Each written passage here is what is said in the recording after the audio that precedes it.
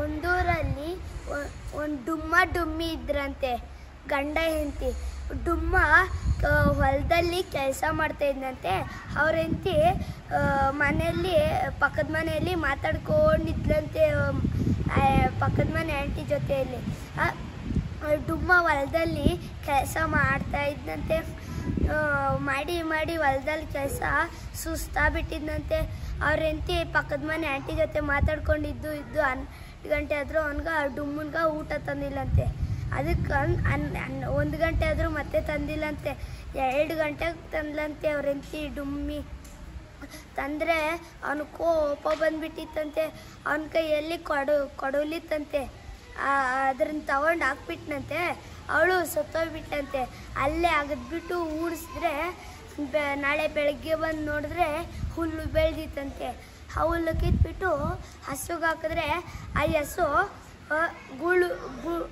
ಮಾ ಡುಮ್ ಡುಮ್ ಅಂತ ಇತ್ತಂತೆ. ಆ ಹಸು ಮಾರನೇ ದಿನ ಅವನ್ಗೆ ಹಂಗೆ ಅಂತ ಇದ್ದಂತೆ. ಆ ಹಸುನ ಸಾಯಿಸ್ಬಿಟ್ಟು ಚೊಪ್ಲಿ ಮಾಡ್ಕೊಂಡಂತೆ ಅದ್ರ ಚರದಲ್ಲಿ. ಅದು ಆ ಚೊಪ್ಲಿ ಚೂ ಚೂ ಡುಮ್ಮ ಅಂತ ಇತ್ತಂತೆ.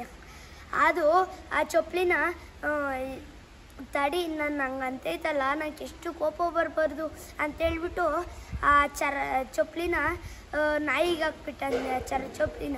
ಅದ್ರ ನಾಯಿ ಮತ್ತೆ ಅವನು ತೋಟದ ಹತ್ರಕ್ಕೆ ಬಂದರೆ ಕೆಲಸ ಮಾಡ್ತಾಯಿದ್ರೆ ಬಂದ್ಬಿಟ್ಟು ಅದು ಭೌ ಡುಮ್ಮ ಅಂತ ಇತ್ತಂತೆ. ಅದಕ್ಕೆ ಅವನು ನನ್ನೇ ತಡಿ, ನನ್ನ ಯಾರು ಏನೇನು ಮಾಡಿದ್ರು ನಾನು ಎಲ್ಲ ಡುಮ್ಮ ಅಂತೀರಾ, ತಡಿ ನೀವು ಮಾಡ್ತೀನಿ ರೀ ಅಂತೇಳ್ಬಿಟ್ಟು ಆ ನಾಯಿನ ಎತ್ತಿ ಬಾವಿ ಒಳಕ್ಕೆ ಎಸೆದ್ಬಿಟ್ನಂತೆ.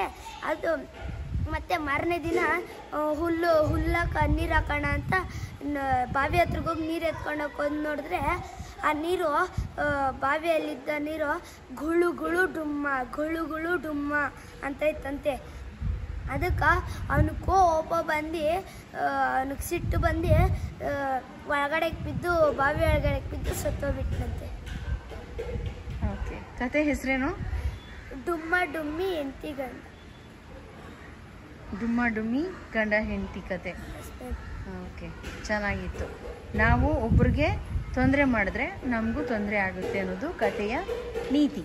ತುಂಬ ಚೆನ್ನಾಗಿತ್ತು. ಈ ಕಥೆಯನ್ನು ಹೇಳಿದವರು ಸಂದೀಪ್.